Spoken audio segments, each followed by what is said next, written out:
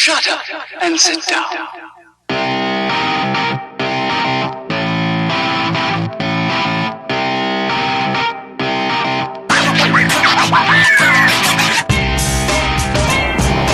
Hi, it's Catie, and it is officially day 2 of NursePreneurs in Vietnam, and we are still on the plane. So my son and I are just kind of hanging out, and he's watching TV.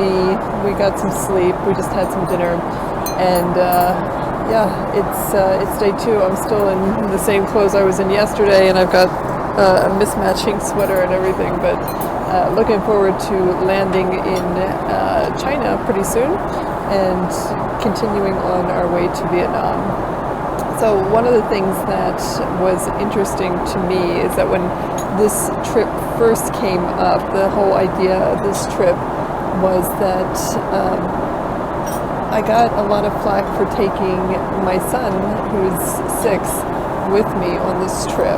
And people would say, why would you take your son overseas? It's such a far trip, it's such a big deal. But here's the thing, I want to share different cultures and different experiences with my son. That is a part of who I am. I've always traveled. In my 20s, I did nothing but travel. I saved up all my money and did nothing but travel all over the world: Asia, Europe, South America, Australia, Africa.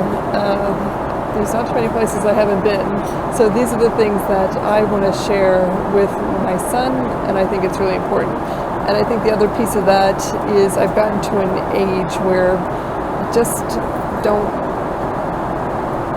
want to say I don't care what other people think, but in a lot of ways I don't.